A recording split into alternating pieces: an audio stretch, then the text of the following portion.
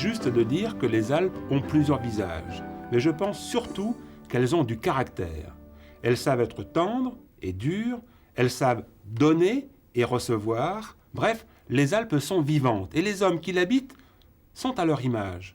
Cependant, il faut bien reconnaître que quelquefois la cohabitation est difficile.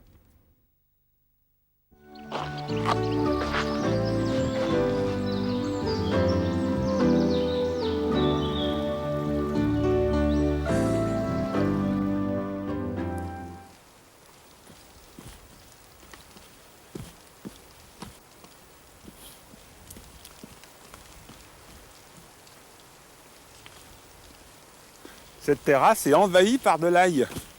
C'est de l'ail sauvage. On la reconnaît bien parce que, d'une part, sa fleur est caractéristique et puis l'odeur est présente. C'est de l'ail cilié que l'on rencontre dans le bassin méditerranéen et également aux Canaries. C'est une terrasse qui est en jachère probablement, mais on rencontre aussi cet ail dans des zones cultivées, sur du sable ou sur des rochers.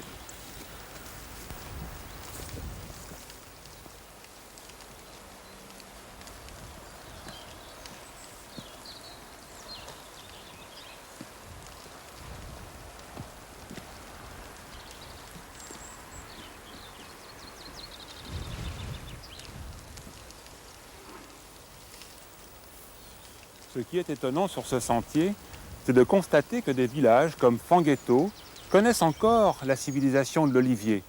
Les terrasses sont bien entretenues, les arbres sont taillés, alors qu'un peu plus loin, de l'autre côté de la frontière, en France, la forêt gagne progressivement du terrain au point d'étouffer l'oliveraie, abandonné par les hommes.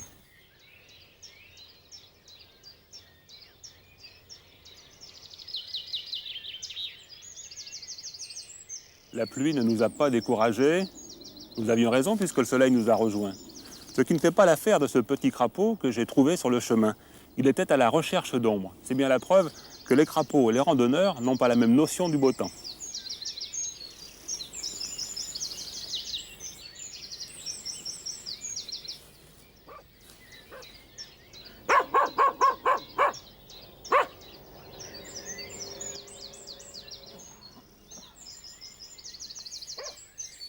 Quand les terrasses ne sont plus cultivées, les murs s'éboulent et l'eau entraîne vers le bas la terre et les petits cailloux, ce qui forme un petit cône de déjection. Comme ici, heureusement, les iris qui envahissent la montagne fixent le sol, comme les lianthèmes. Et avec un peu de chance, si vous regardez bien près des murs, entre les pierres, vous verrez passer, circuler une drôle de menthe religieuse. Regardez comme elle est bien camouflée.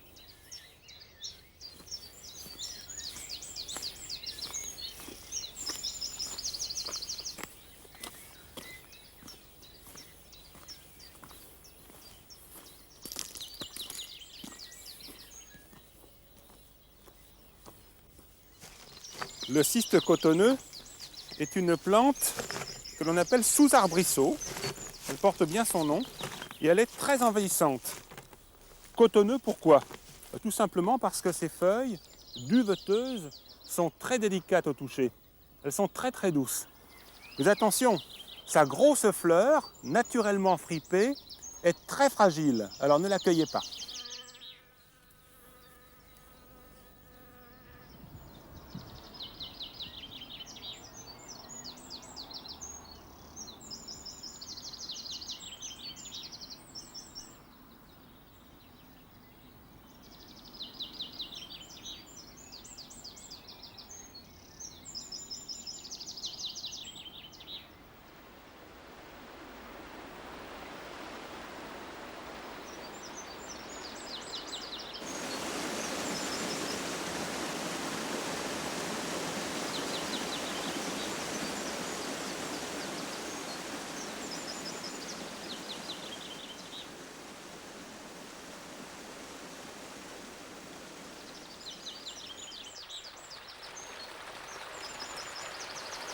Je vous ouvre les portes d'un petit paradis dans lequel il fait bon se reposer, casse-croûter et pourquoi pas se baigner en plein été. Mais attention car l'hydrocution vous guette. Cette gorge est très souvent empruntée par des amateurs de canyoning. Attention, c'est un sport dangereux qu'il est d'ailleurs largement préférable de pratiquer avec un spécialiste possédant le matériel adéquat et connaissant chaque trou d'eau.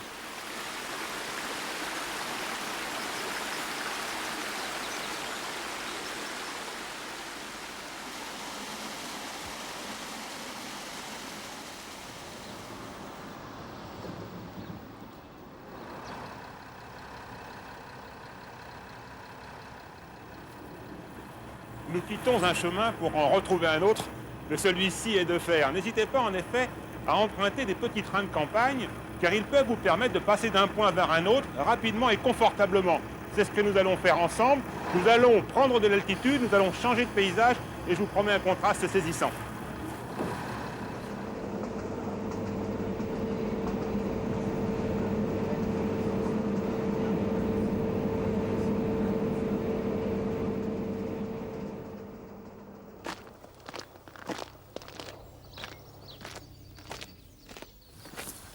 Eh bien, nous voilà à Saorge et nous sommes accueillis par Notre-Dame del Poggio. El Poggio, c'est la petite butte, c'est la colline. Et cette belle église qui fait partie en fait du premier art roman, elle date du XIIe siècle, est tout à fait caractéristique à plusieurs points. Mais surtout, ce qui choque, ce sont ses absides et les absidioles, en fait asymétriques. Et ce grand clocher qui lui date du XVe, qui se dresse vers le ciel. L'ensemble est bizarre, mais c'est très très beau.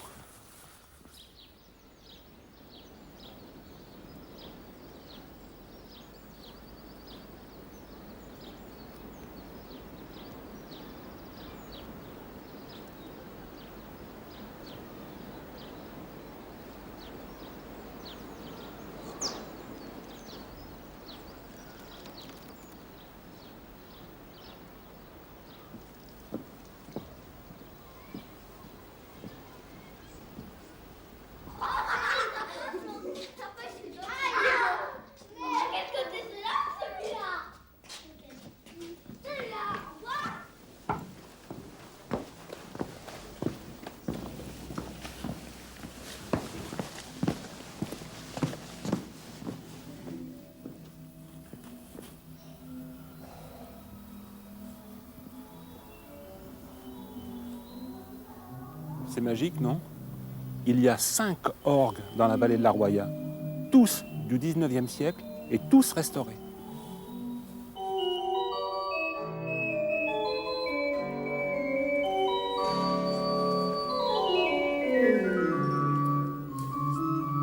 Cet orgue me procure beaucoup de possibilités parce que il y a tous les instruments de concert, de solo. Il y a la belle flûte traversière, comme je disais déjà. Il y a la petite flûte 4. Il y a les cornets.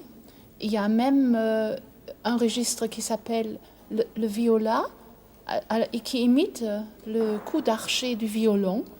Il y a la voce umana qui imite le bel canto, car à l'époque des constructions des orgues de la vallée, il y avait en Italie Rossini et Verdi qui faisaient fureur. Et comme il n'y avait pas encore la radio et les cassettes, eh bien, les gens qui voulaient entendre de la musique, il fallait qu'ils en fassent. Alors, ils chantaient les airs de Rossini et de Verdi. Et quand, à l'office, le dimanche, l'organiste savait reproduire ou les airs vraiment de Rossini ou de Verdi, ou des airs qui étaient influencés par eux, du Padre David, les croyants de la messe, ils étaient très très contents à la sortie d'entendre par exemple une symphonia du Padre David. Et même dans mon petit programme, j'ai une polka dopo la messa. Vous vous rendez compte, une polka après la messe. Ça voulait dire qu'au XIXe siècle, les gens n'étaient pas si ascétiques comme maintenant. Et ça ne les effarouchait pas, la polka dopo la messa. Tandis que maintenant, on peut jouer ça que dans un concert. On ne peut pas le jouer après une messe. Quand on quitte Saorge en direction de Sainte-Croix, on emprunte le GR 52A. On passe près du gîte d'étape qui porte bien son nom, derrière le couvent. C'est une excellente adresse pour se reposer et se restaurer.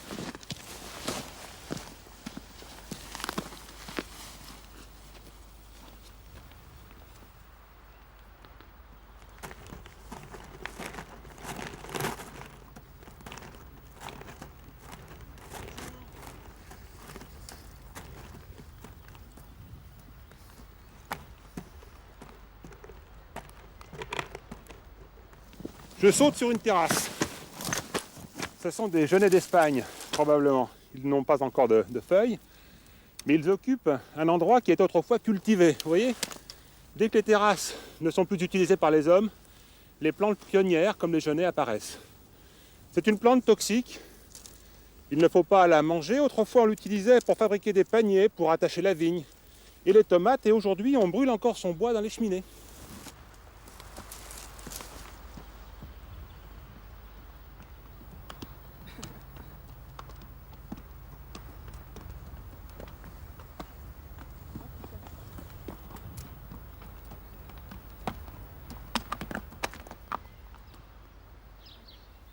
Cette jolie fleur qui pousse sur les petites prairies que représentent les terrasses, c'est une orchidée, l'orchidée bouffon. C'est une des premières qui apparaît. Nous sommes au début du mois d'avril. Alors elle envahit quelquefois les terrasses et elle colore bien entendu la montagne. Autrefois, on la récoltait parce qu'elle a en fait deux bulbes. Un bulbe qui sert, des pseudo-bulbes pour dire la vérité.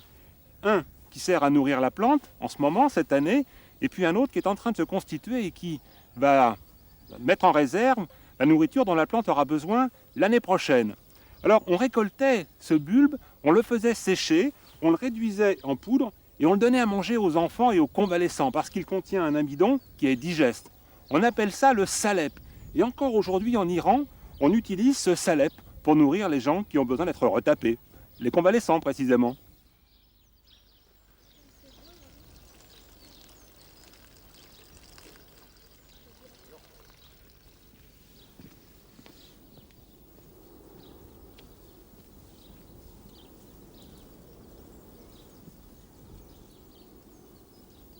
On est d'origine italienne.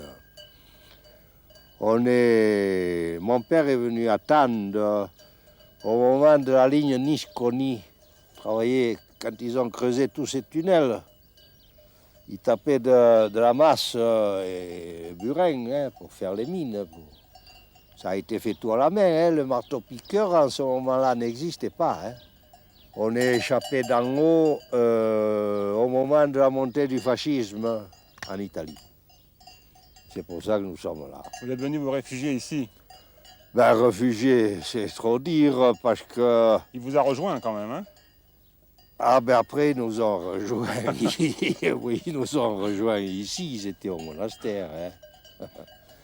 Quand la ligne Nice-Coni a été terminée, nous, on avait juste une petite campagne de rien du tout. On n'avait même pas un hectare de terrain. On ne pouvait pas vivre sur la campagne. Mon père allait au chantier travailler. Mais quand la ligne Nice-Coni a été finie, il avait demandé du travail à l'entreprise. Il vous disait, il faut prendre la carte du parti fasciste, sans quoi, pour vous, il n'y a pas de travail. Et lui, il n'a jamais voulu la prendre. Et comme on habitait à côté de l'ancienne frontière, là, il passait travailler en France, à Bergue, Fontaine, avec les paysans fauchés, moissonner le blé. Puis de temps en temps, il venait, il portait un peu de sous, quoi.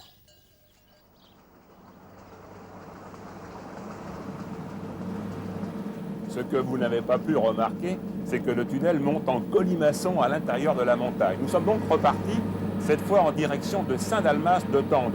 Nous ne visiterons pas la vallée des merveilles, mais nous resterons cependant dans le parc du Mercantour.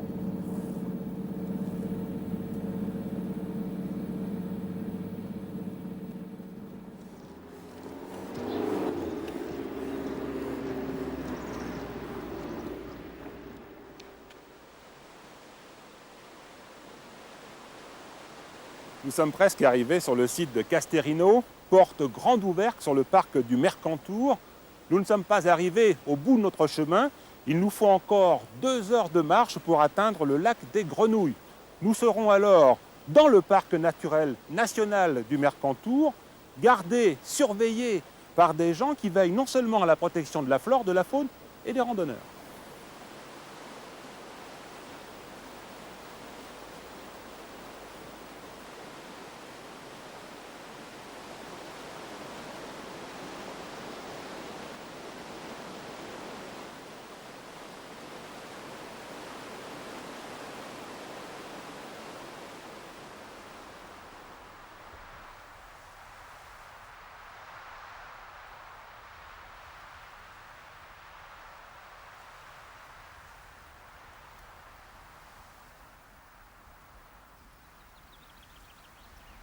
Nous faisons une petite pause au soleil. Nous sommes à 1900 mètres d'altitude, pas très loin du lac des Grenouilles. Et nous nous sommes arrêtés là parce que l'environnement est en train de se colorer. Il y a des crocus qui sortent du sol. On a l'impression d'ailleurs de voir des petites bougies posées sur un gâteau d'anniversaire. Il y a des sillades de feuilles tout près de nous. Et puis il y a aussi plein de pensées jaunes en ce moment. Mais si nous sommes assis ici au soleil, c'est pas seulement pour se reposer, c'est aussi parce que nous avons été attirés par le parfum de la Daphné. C'est une plante toxique, Patrice. Ah, tout à fait. C'est une plante toxique. Le parfum est très attirant. Mais comme beaucoup de plantes qu'on trouve en montagne, ce sont des plantes toxiques comme le vératre blanc. La particularité, c'est que les racines se confondent facilement avec la gentiane jaune. Et il y a eu des confusions et des cas mortels d'ailleurs. Et on retrouve aussi toutes les renoncules, toutes les anémones sont des plantes toxiques. Alors ces plantes-là, comme la Daphné que nous avons ici, il faut surtout éviter de porter ça à la bouche et trop les manipuler.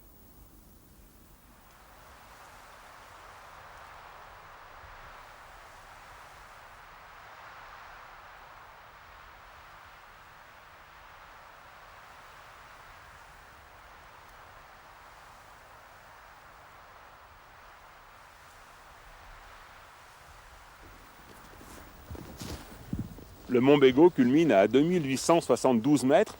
Juste derrière, c'est la vallée des Merveilles. Nous n'irons pas, mais vous savez que cet endroit a passionné et passionne encore les archéologues. Et ici, près du lac des Grenouilles, il y a de la concurrence, ce sont les marmottes. Mais oui, en effet, les marmottes ici, elles ont le travail d'archéologue. Et depuis plusieurs années, on a découvert que, surtout au printemps, quand elles creusent leur terrier, elles chassent les déblais de sous terre et on trouve des fragments de poterie. Et ce sont des fragments qui ont été datés de la période du bronze et certains fragments même du néolithique, donc beaucoup plus anciens que la datation des gravures. On pense qu'il y a eu de l'habitat. Est-ce que ça a été de l'habitat permanent? C'est difficile à dire pour l'instant, bien que personnellement j'avais trouvé un fragment de pisé. Et le pisé à l'époque, c'était de l'habitat permanent.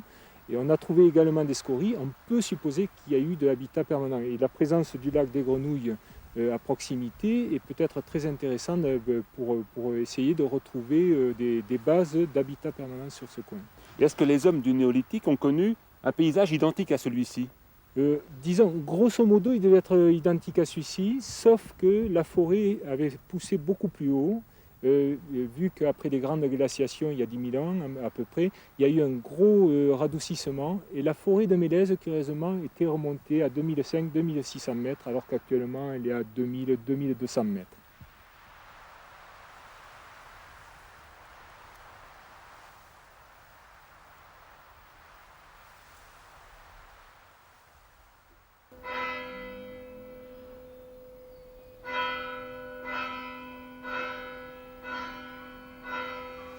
Il est impossible de quitter la montagne des Merveilles, je dis bien des Merveilles, sans passer par chez l'artiste à Tende. Bonne balade!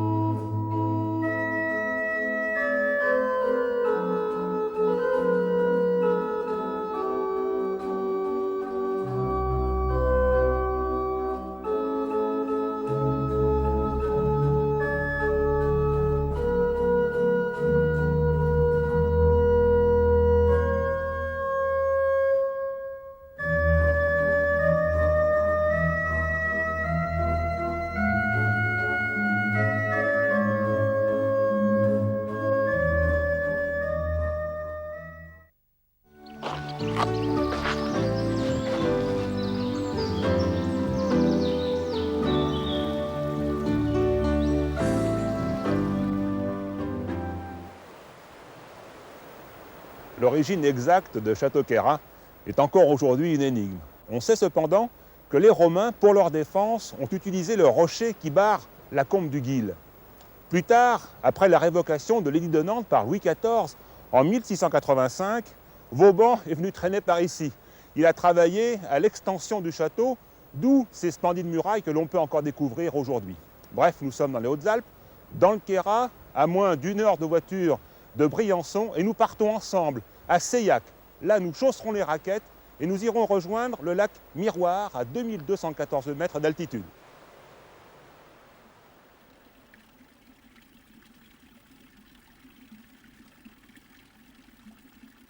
Il fait frisquet ce matin, moins 18 degrés. Le soleil n'est pas encore au rendez-vous, mais il arrive. Il réchauffera cette splendide église du XVIe siècle dont le clocher possède 5 cloches. Il animera également ce spectaculaire cadran solaire comme on en rencontre beaucoup dans le Queyras.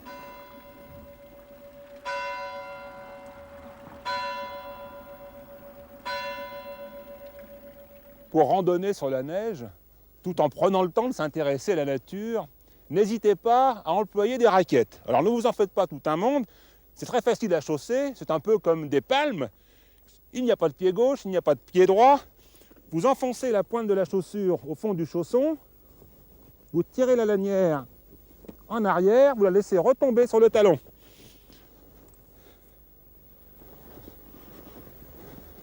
Encore un petit détail, il faut à tout prix partir avec des lunettes de soleil, attention à vos yeux, et si possible fermer sur le côté parce que la lumière passe aussi par là.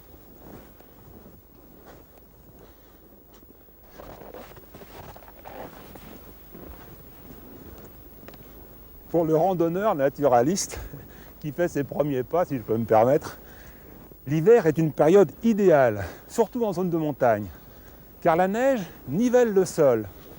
Après chaque précipitation, chaque coup de vent, tout est remis à zéro. Les traces laissées par le passage d'un animal sont donc bien visibles, très claires, donc plus faciles à identifier.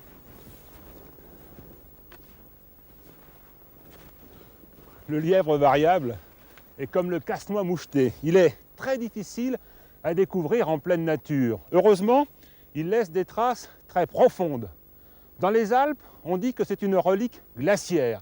Et comme son nom l'indique, il change de couleur. En fait, il mue. Son pelage d'été est gris, son pelage d'hiver est tout blanc, ce qui le rend pratiquement invisible. Seule la pointe de ses oreilles reste noire.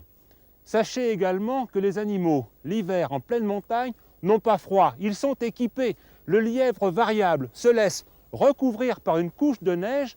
On aperçoit seulement un petit trou qui est dû à sa respiration, à la chaleur de son haleine.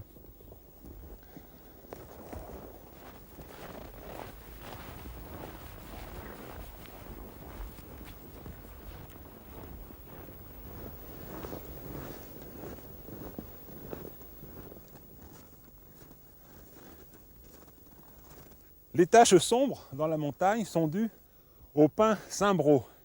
C'est une essence ligneuse répandue dans les Alpes moyennes. Ici, dans les Alpes du Sud, on peut le rencontrer jusqu'à 2350 mètres d'altitude. Et son aire de répartition est immense puisqu'on rencontre le même pin cimbro en Sibérie. Mais comment le reconnaître ?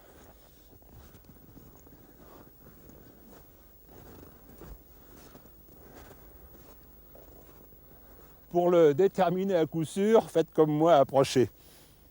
Regardez les aiguilles. Elles sont longues, dures, denses et vert foncé. Mais surtout, elles sont regroupées par petits bouquets de 5. Si vous levez la tête, ne cherchez pas les cônes. Les casse-noix mouchetés sont passés par là. Ils ont débarrassé l'arbre. Il vous faudra, avec un peu de souplesse, vous rendre au pied, gratter dans la neige, pour découvrir quelques cônes décortiqués.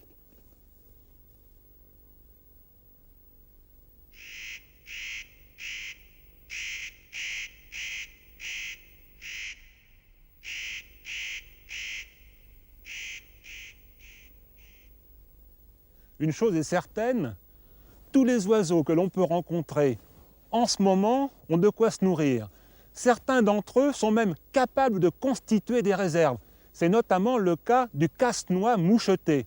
Ce beau corvidé est capable, en un été, de glaner plus de 30 000 graines, ce qui représente environ 3 000 cachettes, 3 000 planques. Ce qui est extraordinaire encore, c'est qu'il est capable de les retrouver. Il se sert pour cela de sa mémoire, une mémoire d'éléphant qui fixe avec précision des éléments de topographie suffisamment clairs et précis pour retrouver, comme ici, sous la neige, ces petites graines de pin cimbro. Quelquefois, le casse-noix moucheté oublie des graines dans le sol, par étourderie. il joue sans le savoir au jardinier, ce qui permet à des bouquets de pin cimbro d'apparaître comme ici. Regardez, il y en a 1, 2, 3, 4 et 5.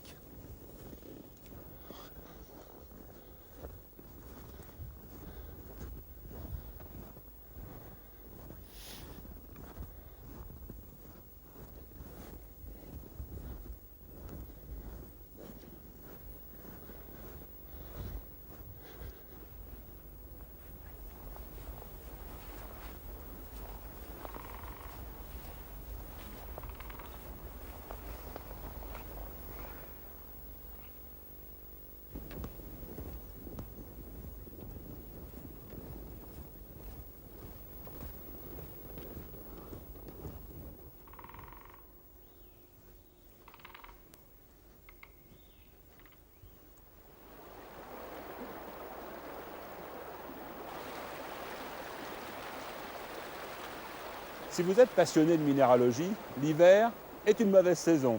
La neige recouvre le sol, les torrents sont bétonnés par la glace, il vous faudra attendre la fonte des neiges, le dégel. Mais lorsque vous irez gratter dans les cônes de déjection à la recherche d'un spécimen rare, attention aux chutes de pierre, car à chaque redout, la montagne se purge de ces roches instables.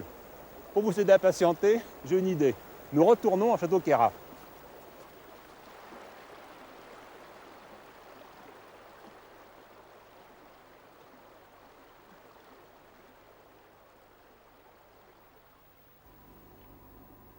Il fait meilleur dans l'espace géologique de Château-Queyras.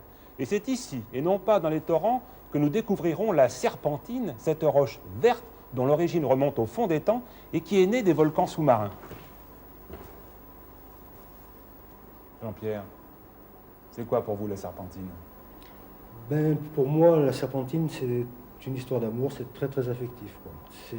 Quand je l'ai découvert dans son lit d'eau et qu'elle a dansé devant moi, ça a été comme une révélation, quoi.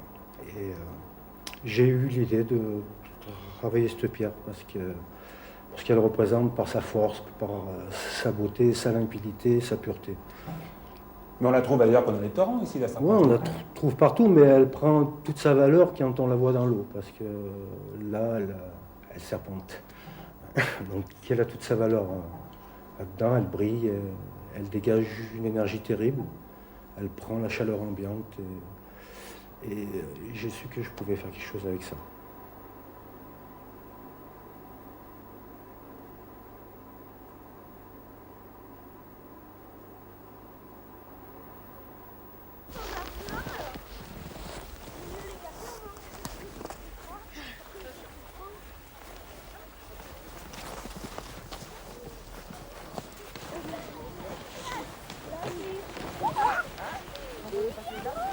Vous passez, vous sautez pas à pieds joints dessus, d'accord? Allez. Ça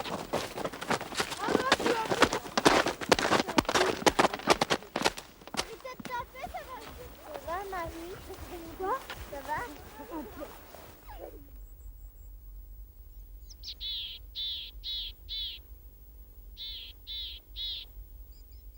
Alors, ce qu'on entend là-bas, c'est une mésange.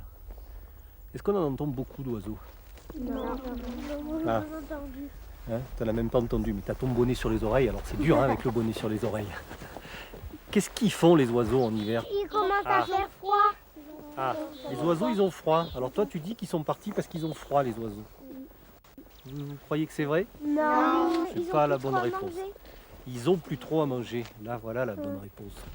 Donc les oiseaux ils partent vers les pays du sud. Là on entend des mésanges en ce moment. Alors je vais vous montrer une plume. Regardez comme elle est belle la plume. Alors c'est une plume de quoi? D'aigle. C'est une plume d'aigle. Un aigle ça fait 2 mètres d'envergure, ça c'est une plume d'aigle. Alors, vous comprenez pourquoi un aigle quand on le voit dans le ciel il est très gros. Quand vous voyez la petite plume qui est à côté ici. Donc ça c'est la plume de l'aigle. Alors donc, la trace qu'on a ici, c'est pas une trace de chamois, c'est une trace de renard. Le renard qui est un prédateur. Le prédateur, c'est l'animal qui mange d'autres animaux. Et donc là, le renard, ce qu'il aime bien en ce moment, c'est manger du lièvre variable. Je vais vous montrer pourquoi le chamois, il glisse pas dans la neige. Regardez cette patte de chamois, je l'ai trouvée dans une avalanche. L'animal s'était fait prendre et puis au printemps, je l'ai retrouvé. Vous voyez le sabot, il n'est pas plat ici. Sur les bords du sabot, il y a une petite rainure. Et la petite rainure, quand il marche dans la neige dure ou dans les pentes d'herbe, elle s'enfonce dans la neige ou dans l'herbe et elle lui évite de glisser. C'est pour ça que quand vous voyez des chamois dans de la neige dure ou dans des pentes d'herbe, il va très très vite. Hein, et puis il tombe jamais lui. Hein. Par contre, bon, dans une avalanche, ça peut très bien lui arriver qu'il tombe dedans.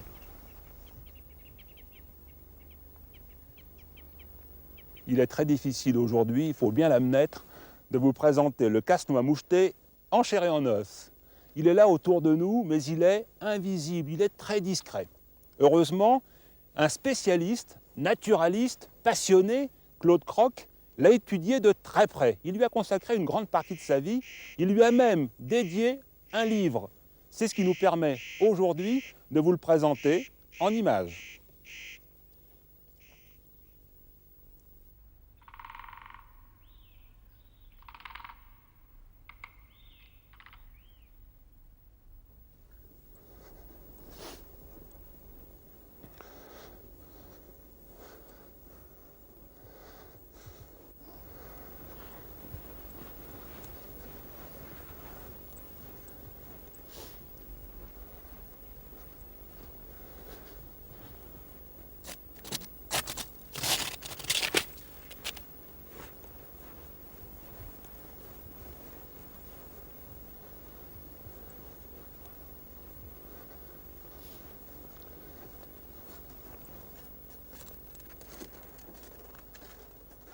Si l'on vous parle un jour du pain à crochet, n'allez surtout pas imaginer qu'il s'agit d'un pain accroché au rocher dans la montagne.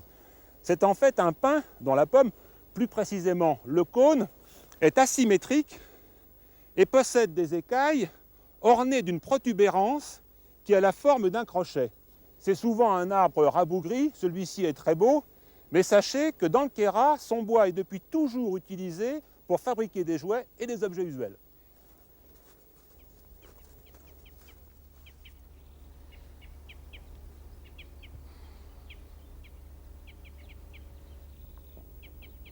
L'hiver n'est pas une saison morte. Le froid glacial, les longues nuits, la neige ne sont pas suffisants pour interrompre le processus de la vie. Au contraire, l'hiver est indispensable. Cette période permet à la nature de reprendre son souffle et de préparer l'éclosion printanière.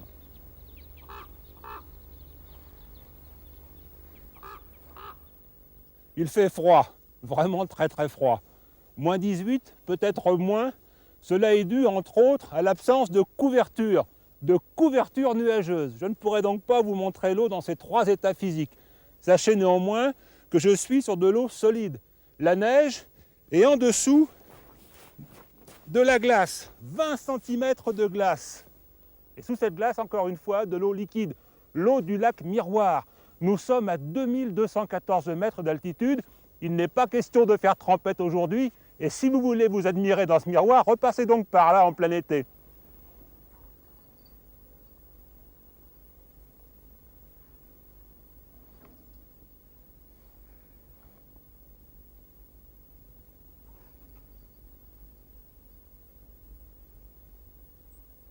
Je vous dois une explication. C'est la fin de la journée. Après être redescendu du lac Miroir, j'ai laissé mes raquettes à Seillac. Puis je me suis rendu ici, à Saint-Véran, la plus haute commune d'Europe. Tout simplement parce que j'avais très envie de vous montrer la plus vieille maison de Saint-Véran, transformée aujourd'hui en écomusée, mais surtout de vous faire rencontrer Monsieur Guillaume.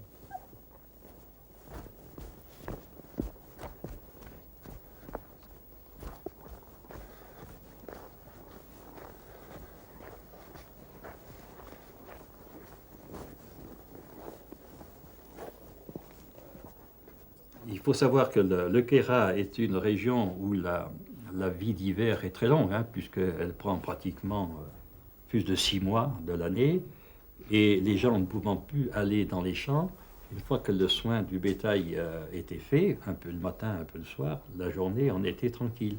Ce qui fait que chaque cultivateur était un peu menuisier. Il y a deux essences, le mélèze et le pin Saint-Brault. Le mélèze sert surtout à faire de la charpente et à faire des outils. C'est un bois qui travaille, qui est imputrescile, mais qui travaille et qui se fend. Par contre, le pin Cimbro est un bois qui, lui, se travaille facilement pour la menuiserie et garde toutes ses qualités en vieillissant. On retrouve quelque chose aussi comme le médès qui le rend imputrescible. Et il y a eu cette tradition qui a fait qu'au bout de quelque temps, quand on n'avait plus de bois et qu'on avait assez de meubles, parce qu'on ne savait pas toujours où les loger, on a commencé à les sculpter. Et on a fait là une sculpture qui est tout à fait géométrique, faite au compas, et qui est devenue la sculpture typique du Queyras. Ce qui est peut-être un petit peu réservé au Queyras, c'est on sculpte qu'avec le couteau, et en général l'opinel. Il n'y a pas d'autre machine que ça. On n'utilise rien d'autre que l'opinel. Le dernier loup qui s'est tué dans le Queyras, c'est mon arrière ou encore arrière deux fois grand-père. Il arrivait de Marseille l'hiver. Il allait passer l'hiver à Marseille, tondre les mulets, les chiens, tout ce qui se présentait. Puis le printemps, il montait avec sa mule. Et le printemps, mes parents étaient déjà à Valprevert. Quand il arrive à Briès, il a mis le bas, vous savez, sur la mule, parce qu'en bas, il venait avec la charrette. Et il s'est monté dessus. En arrivant peut-être pas même 1 kilomètre, il se retourne et il voit le loup derrière lui. Oh, il a dit, ben mon Dieu, avant que j'ai fait 7 kilomètres, le loup attaque la mule, je suis perdu. Qu'est-ce qu'il a fait? Le bas qui était monté dessus, ils ont une corde de chaque côté pour emballer le foin ou le bois. Alors, qu'est-ce qu'il a fait? Il a pris ses cordes, elles étaient nouées, il les a dénouées et il les a mis derrière, bien loin. Mais elles étaient toujours attachées au bas. Et le loup, il voyait ces 2 cordes qui traînaient là. Il avait presque peur, mais il avait faim. Il a chopé les cordes et il en a mangé comme ça. Bon, tout le long, mon grand-père a regardé là. Il dit, ça va, il ne bouge pas, il mange les cordes. J'ai le temps d'arriver là-haut. En arrivant là-haut, il rentre dans l'écurie et il attendait. Il avait peut-être écrit qu'il arrivait. Et les grand-mères et les enfants, je ne sais pas qui y avait tout. Et il y a le loup, faites attention. Il rentre la mule, le loup le suit et il va dans une crèche de vaches. Là-bas, ils ont fermé la porte, il y avait des tridents. Les tridents, c'est les fourches qui ont que 3 puits. Les femmes lui ont aidé et ils l'ont tué dans le râtelier, comme si c'était là, ce râtelier. Ils ont dit, il faut quand même qu'on voie ce qu'il a dedans. Et puis, on va trouver ses cordes. C'était tout. Oh là là.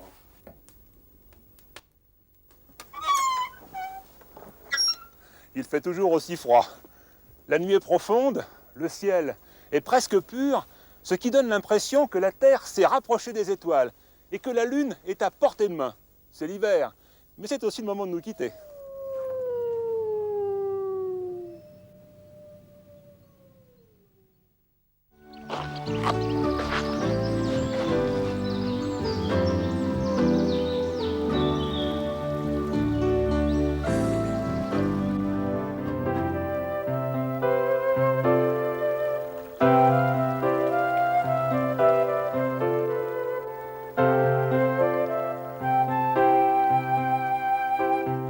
Bonjour, merci de me rejoindre dans le massif du Chambéron, à la Barge. Nous sommes à 1875 mètres d'altitude. Et pour cette balade, pour le moins hivernale, je vous propose de suivre un torrent, l'Ubaye, dans le sens de la descente. Nous irons jusqu'à Tournou. Bien entendu, nous découvrirons notre environnement et les paysages que nous aurons l'occasion de traverser. Et nous voyagerons, très loin même, dans le temps et géographiquement. Le rêve et l'imagination seront nos moyens de transport.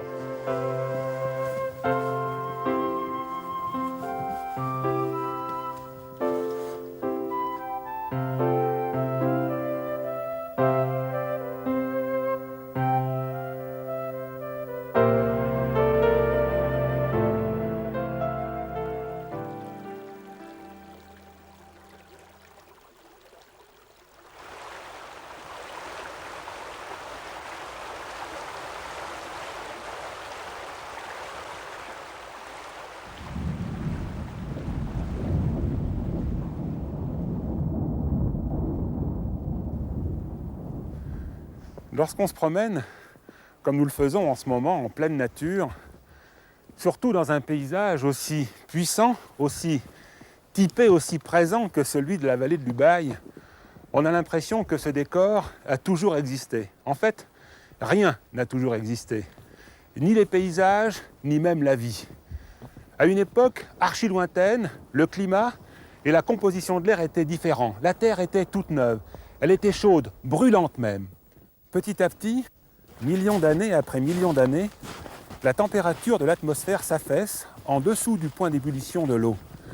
La vapeur d'eau émise par les volcans se condense. Il se forme de grosses gouttes que la gravité précipite vers le bas. C'est le déluge. Cet arrosage intense et permanent refroidit le sol. L'évaporation est ralentie. Une grande partie de cette eau de pluie reste sur la terre et comble les creux. L'érosion dessine des paysages, des mares et des étangs, ainsi que des mers font leur apparition. Les rayons ultraviolets et la foudre traversent la couche superficielle des plans d'eau. C'est dans cette couche très mince que la vie va apparaître. Il en reste d'ailleurs des traces visibles encore aujourd'hui, une algue bleue que l'on trouve fossilisée dans la roche en Ontario. 2 milliards d'années après l'éclosion de cette petite algue bleue, nous nous retrouvons dans le massif alpin, dans une de ses plus belles régions, dont la genèse remonte au secondaire, il y a 200 millions d'années. C'était hier. À cette époque, la vie était présente partout, la végétation était luxuriante, il y avait des libellules d'1 mètre d'envergure qui faisaient vibrer l'air et les reptiles géants occupaient le terrain.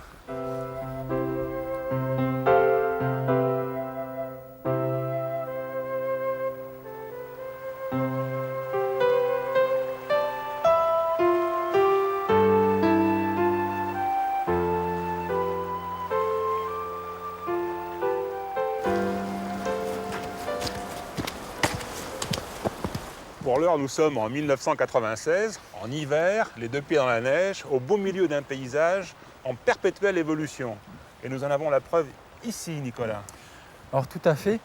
On a juste à notre droite là, une ancienne route.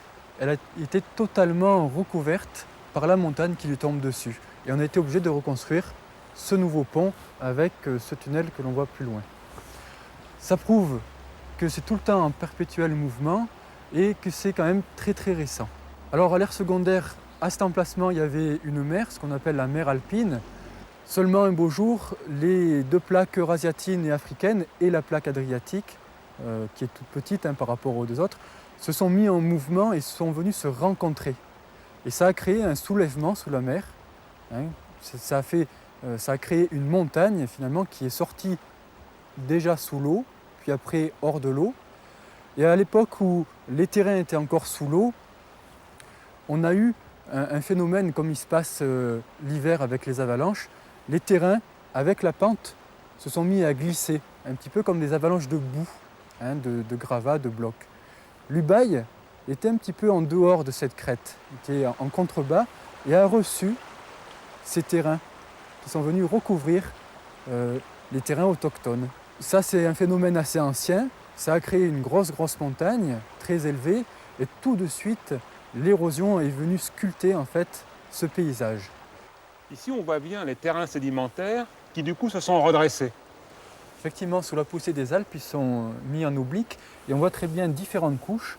Là, on a des marnes bien métamorphisées en schiste, donc une roche assez dure, puis des couches qui sont restées plus molles et qui se dégradent très vite sous l'influence de l'eau, du gel et du dégel. Et cette roche, cette marne, ce schiste, se transforme très vite en terre. Et en fait, ça prouve que c'est une roche qui reste pas très longtemps solide. Nicolas, tu es géologue? Alors pas exactement, en fait, je suis accompagnateur en montagne. Je m'attache, entre autres, de faire découvrir la faune et la flore de cette région qui est l'Ubaye. Mais aussi, je m'attache à faire découvrir effectivement la géologie et aussi savoir comment les gens vivaient dans l'ancien temps, puis encore aujourd'hui. Alors, est-ce que tu emmènes avec toi des papiers et des mamies? Alors tout à fait. En fait, tout le monde a une envie forte de savoir comment vivaient ses grands-parents, ses parents. Et il y a une demande vraiment de ce côté-là, de connaissances.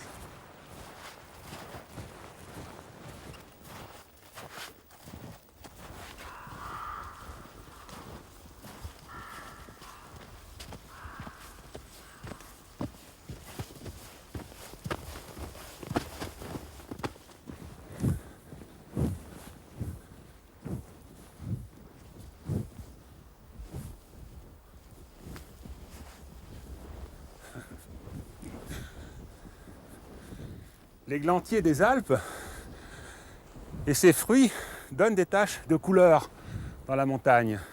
Ce sont des akènes qui sont enfermés dans le cynorrhodon, cette enveloppe qui est charnue, qui est bien rouge et qui est bourrée de vitamine C, 1%. Alors en tisane, ils sont très agréables, ils ont un petit goût acidulé et en plus, ils sont capables de vous apporter l'énergie, les besoins en vitamine C dont vous avez besoin pour lutter contre les épidémies hivernales. Sachez que ce sont également des fruits qui sont à consommer, ou en confiture peut-être aussi, mais en tout cas en tisane, pour les convalescents. Ils sont tout à fait toniques.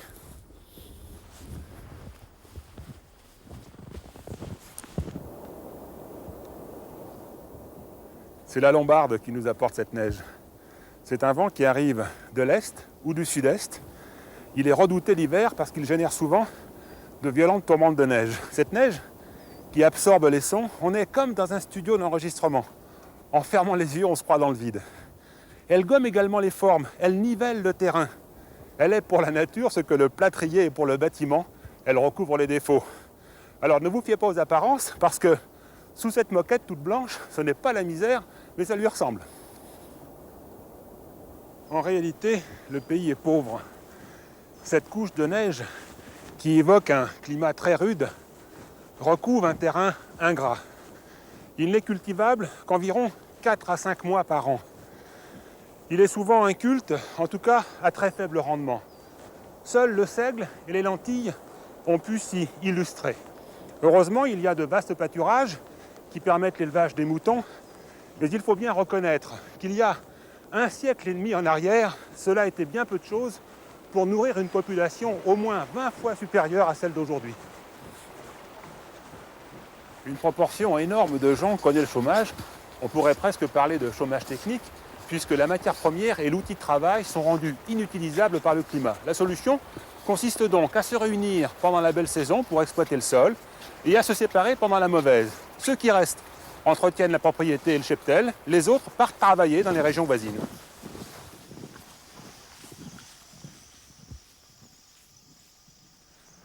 À partir des années 1820, le mouvement connaît une évolution.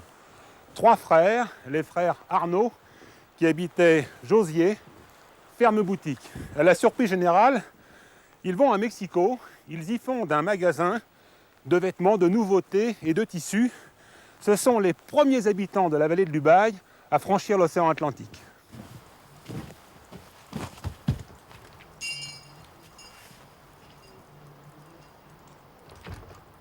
Il y avait dans les familles de nombreux enfants et il fallait faire quelque chose, il fallait partir vers le Mexique puisque ce débouché était trouvé. Et les gens, ce qui parlait beaucoup, c'est le moyen de pouvoir aller au Mexique déjà. Alors c'était quand même l'aventure. Le bateau, le Havre et ainsi de suite. Hein. Oui, il fallait... Bon, il n'y avait pas les moyens de transport qu'il y a maintenant, et il fallait qu'ils se déplacent la plupart du temps à pied. Alors qu'est-ce qu'ils faisaient là-bas, les gens de l'Ubaye? Les gens de l'Ubaye, là-bas, étaient commerçants. Oui, il y avait quelqu'un de la famille qui était là-bas et qui embauchait les frères, les neveux ou autres pour les aider, travailler, développer leur affaire. Il y avait des éclaireurs et après, il attirait du monde, celui-là. Oui, exactement. Il faisait venir le restant de la famille. Et chaque famille faisait la même façon parce que presque toutes les maisons qu'il y a dans ces villages, il y avait 1, 2, 3 jeunes qui partaient vers le Mexique. Il y avait combien de familles à Fouillouse au début du siècle? Au début du siècle, je ne sais pas. Mais en 1918, il y avait encore 40 foyers à Fouillouse. En 1918, au retour de la guerre de 14-18, il y avait 240 habitants encore qui vivaient sur le pays. Tous des agriculteurs? Et tous agriculteurs. Mais il y avait beaucoup d'artisanat. Des forgerons, des menuisiers, des charpentiers, des cordonniers, enfin, tous les corps de métier étaient représentés. Et ils étaient nombreux. Et aujourd'hui? Ben, il n'y a même plus de population, il n'y a rien. Oui, des villages sont complètement désertés. Fouillou, c'est le bout du monde maintenant. Eh bien, exactement. Hein. Enfin, je pense que c'est pas le bout du monde parce que c'est des jolis coins, il y a quand même du tourisme et les gens reviennent de plus en plus vers la montagne.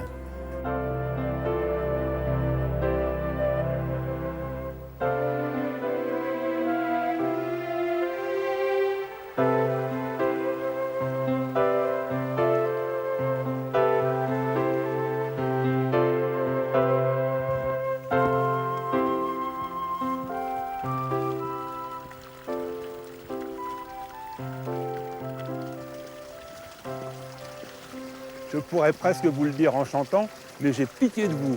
En traversant Sereine, arrêtez-vous près de la fontaine. Elle chante toute l'année et profitez-en pour caresser le marbre rose de Sereine. Nous le retrouverons plus bas dans le fort de Tournoux.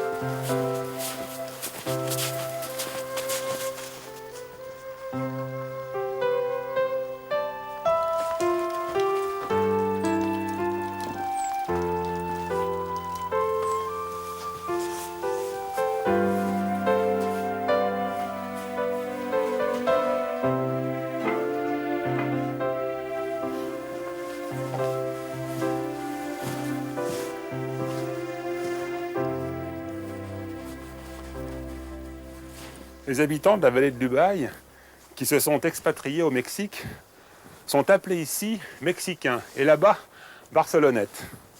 Certains d'entre eux ont fait fortune, un tout petit nombre, et sont revenus ici se faire construire de splendides demeures, de véritables châteaux et des caveaux monumentaux.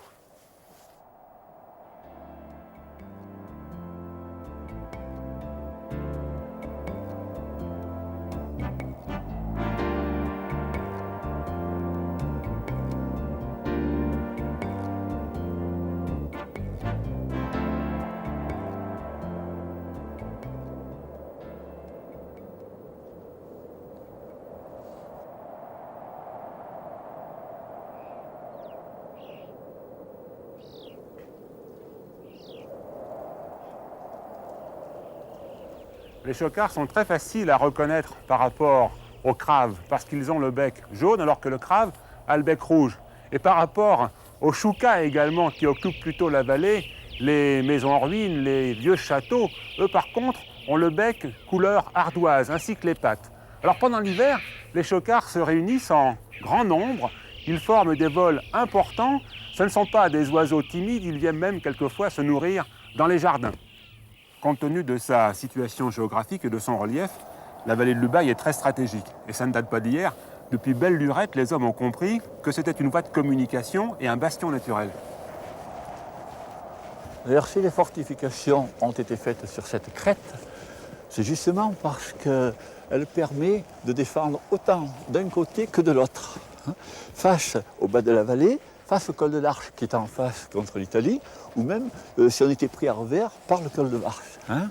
Et très longtemps, on a appartenu soit au duché de Savoie, soit à la Provence, à la France.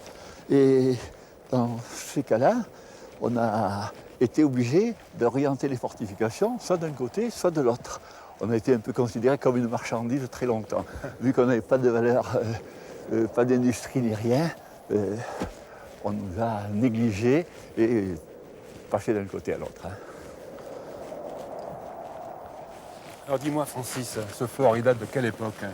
Il a été construit dans les années 1845-1865. Mais quand on voit le travail qui a été fait, on se demande même comment ils ont pu arriver à faire ça. Pour moi, naturellement, le plus remarquable dans tout ça, c'est le travail qu'ont fait les hommes. Parce que bon, il y a le côté historique, il y a tout ce que l'on veut, mais les hommes ont fait un travail formidable avec les moyens de l'époque. C'est surtout ça qu'il faut voir. Maintenant, on trouve ça tout à fait anodin. Mais là, franchement, les Italiens sont venus, ont taillé les pierres, ça a été ajusté au millimètre. D'ailleurs, on pourra jeter un coup d'œil. On a des exemples permanents tout le long.